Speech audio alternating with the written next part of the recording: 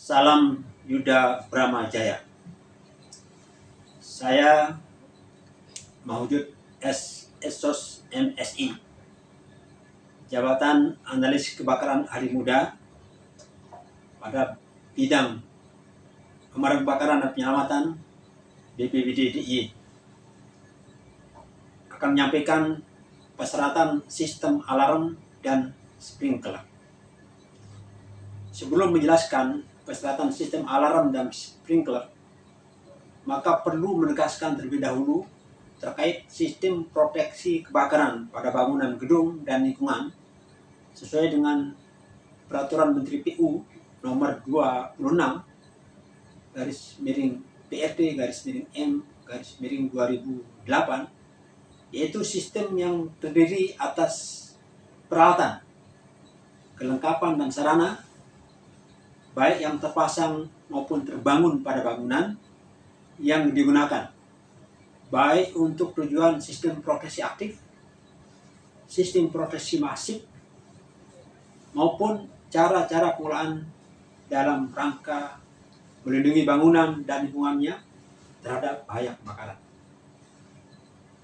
Sistem proteksi kebakaran terdiri dari sistem proteksi kebakaran aktif dan pasif, di mana dalam kesempatan ini akan lebih fokus membahas terkait sistem proteksi kebakaran aktif yang merupakan sistem proteksi kebakaran yang secara lengkap terdiri atas sistem pendeteksian kebakaran baik manual maupun otomatis, sistem pemadam kebakaran berbasis air seperti sprinkler, pipa tegak, dan selang kebakaran, serta sistem pemadam kebakaran berbasis bahan kimia seperti APAR dan pemadam khusus. Dalam kesempatan ini pula, penjelasan hanya dibatasi pada dua hal, yaitu persyaratan teknis sistem alarm dan persyaratan teknis sprinkler. Yang pertama, persyaratan teknis alarm.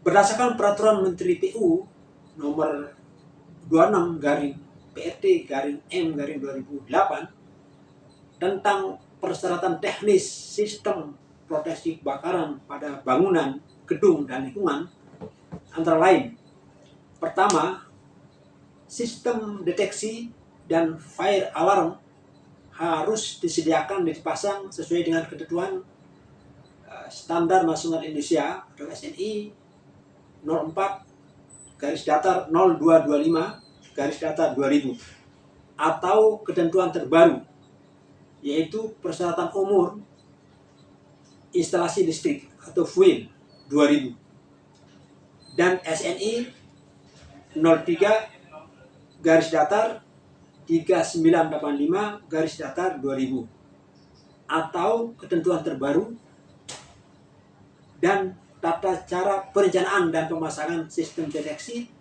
dan alarm kebakaran untuk pencegahan bahaya kebakaran pada bangunan rumah dan gedung. Yang kedua, aplikasi sistem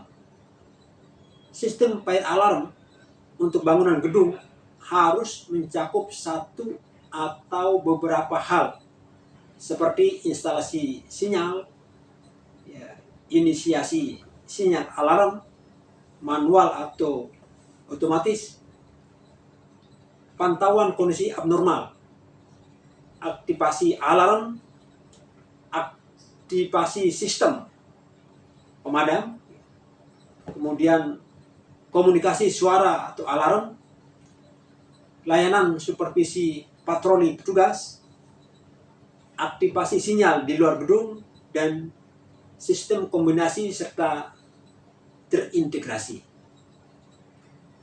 Setelah pengujian fire alarm, segera dilakukan pemutaran atau penyetelan kembali semua peralatan yang membutuhkan dan catat semua sinyal pengujian untuk mengetahui detail waktu dan jenis fire alarm. semua sistem dan komponen fire alarm harus disetujui sesuai dengan tujuan pemasangan. Program pemeliharaan dan pengujian sistem fire alarm harus sesuai dengan ketentuan SNI yang berlaku.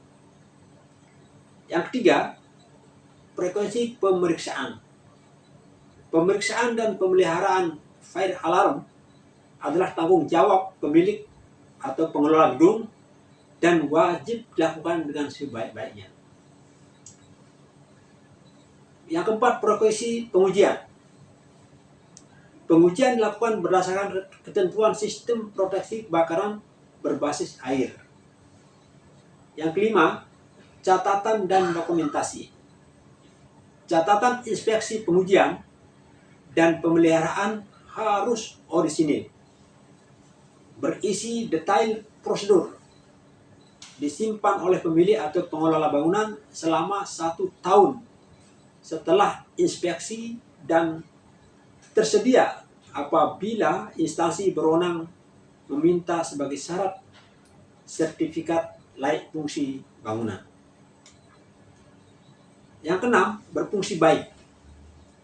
Sistem fire alarm harus menyediakan fungsi inisiasi atau sinyal input pada sistem, fungsi notifikasi atau pemberitahuan perlunya tindakan manusia untuk menanggapi kondisi darurat, dan fungsi pengendalian atas peralatan gedung untuk pelindungan jiwa.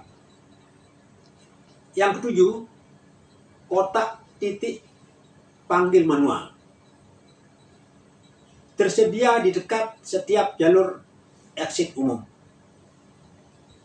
Kemudian pada gedung dengan instalasi sistem fire alarm detektor otomatis, minimal memasang 1 kotak titik panggil manual dan dipasang di lokasi sesuai dengan persyaratan otoritas berwenang setempat.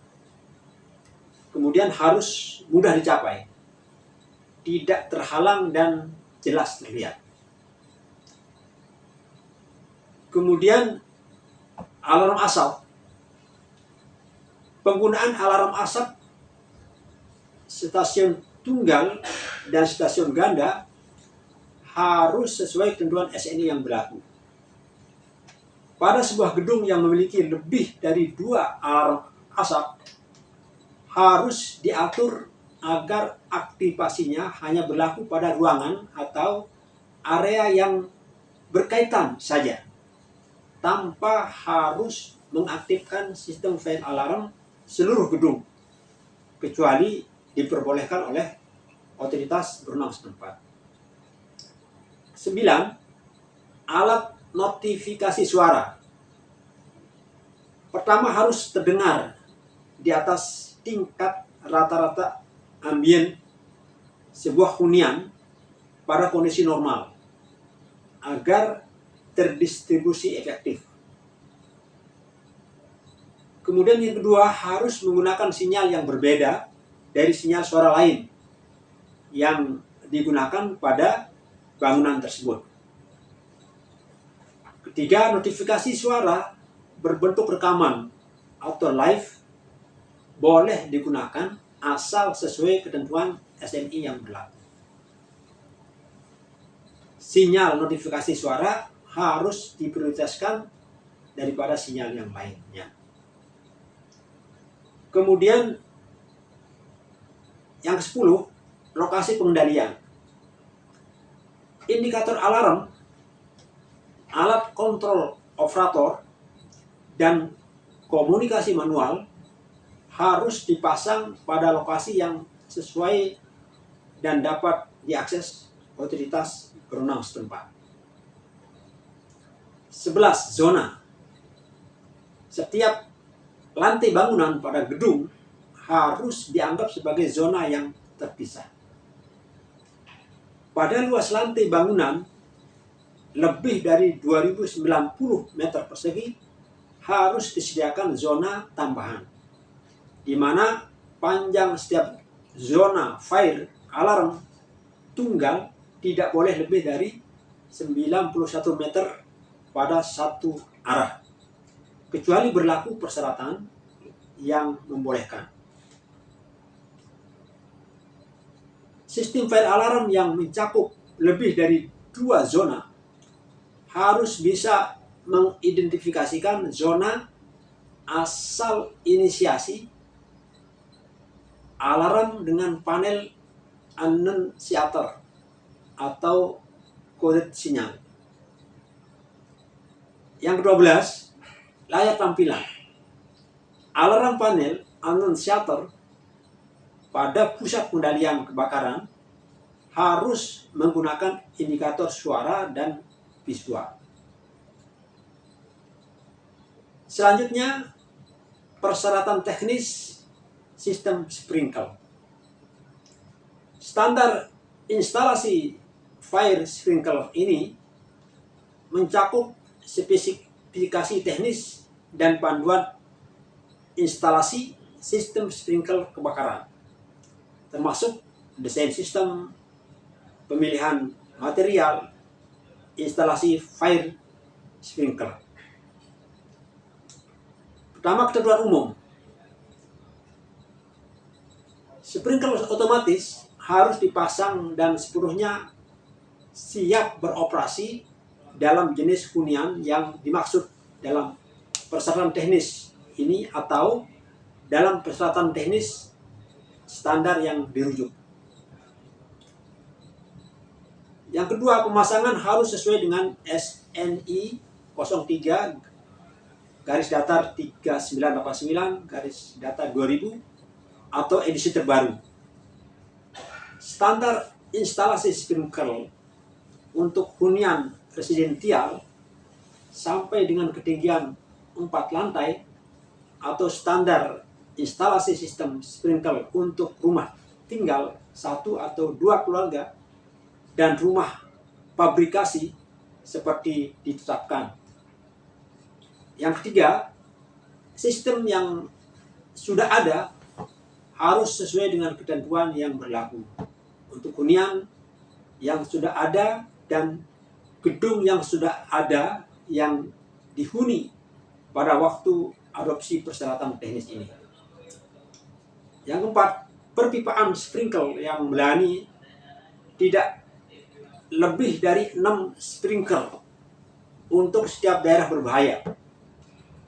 Terisolasi harus diizinkan untuk disambung langsung ke pasokan air bersih sistem plumbing yang memiliki kapasitas cukup untuk menyediakan air 6,1 mm per menit untuk seluruh daerah yang terisolasi tersebut. Sebuah katup penutup dengan indikator diawasi sesuai dengan butir 5.3.1.7 atau ketentuan NSI 03 garis datar 3989 garis datar 2000 atau edisi terbaru. Harus dipasang dalam satu lokasi yang terlihat mudah dicapai. Di antara sprinkler dan sambungan ke sistem pasokan air bersih sistem plumbing. Yang kelima, dalam daerah yang dilindungi dengan sprinkler otomatis tidak diperlukan peralatan deteksi panas yang disyaratkan oleh bagian lain persyaratan teknis ini. Yang keenam, sistem sprinkler otomatis yang dipasang dengan menggunakan cara lain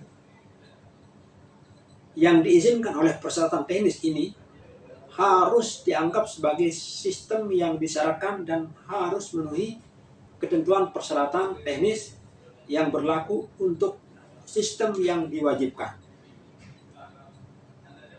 Selanjutnya, ketentuan khusus. Yang pertama, jenis sistem sprinkler. Sistem basah atau wet sprinkler system. Pipa selalu terisi air bertekanan sehingga siap untuk menyemprotkan air ketika head sprinkle aktif. Sistem kering atau dry sprinkle system. Pipa berisi udara bertekanan. Air masuk ke pipa hanya ketika kepala sprinkle aktif. Sistem ini cocok untuk area yang rawan beku. Sistem praaksi atau free action sprinkle system menggabungkan elemen sistem basah dan kering sehingga membutuhkan 2 langkah aktivasi. Sistem deluge. Semua heat sprinkle terbuka dan air dilepaskan secara serentak saat terdeteksi kebakaran. Sistem ini cocok untuk area berisiko tinggi. Yang kedua, desain instalasi fire sprinkle sesuai standar. Pertama, kebutuhan air dan tekanan. Hitung kebutuhan air berdasarkan ukuran dan risiko kebakaran di area yang dilindungi. Tekanan air harus cukup untuk menjangkau semua area yang dilindungi. Distribusi kepala sprinkle. Penempatan head sprinkle harus direncanakan dengan cermat untuk memastikan distribusi air yang merata. Jarak antar head sprinkle harus sesuai dengan standar instalasi fire sprinkle yang ditetapkan. Zonasi dan kontrol. Bangunan besar harus dibagi menjadi beberapa zona dengan kontrol terpisah untuk memudahkan pengelolaan dan pemeliharaan. Yang ketiga, komponen sistem. Pipa harus tahan korosi dan mampu menahan tekanan air yang tinggi. Material pipa biasanya dari baja atau tembaga. Heat sprinkle.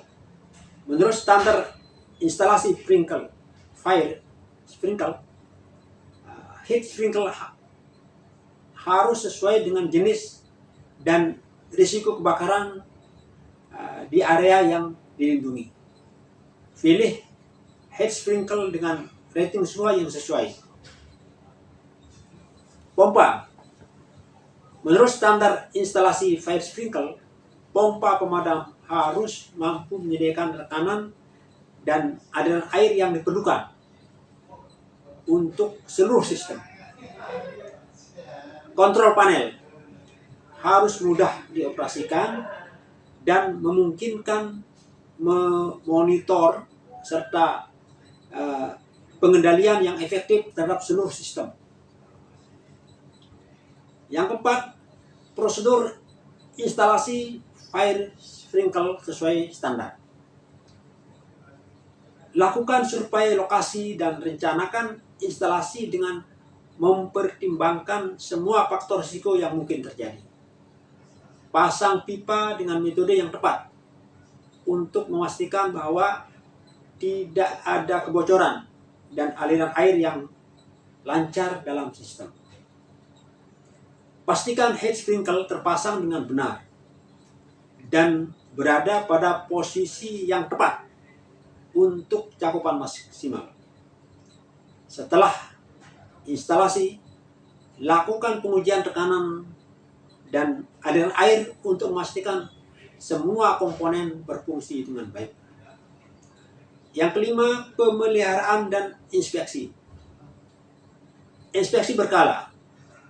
Lakukan inspeksi fire sprinkle visual dan fungsional secara berkala untuk mendeteksi dan memperbaiki masalah sebelum menjadi besar.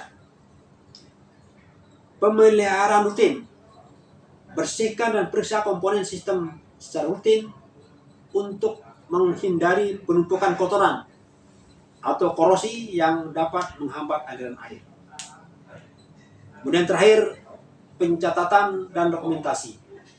Standar instalasi fire sprinkler juga mengharuskan kita untuk mencatat semua kegiatan pemeliharaan dan inspeksi dalam laporan tertulis untuk referensi dan keputusan regulasi. Demikian yang dapat kami sampaikan. Terima kasih. Assalamualaikum warahmatullahi wabarakatuh.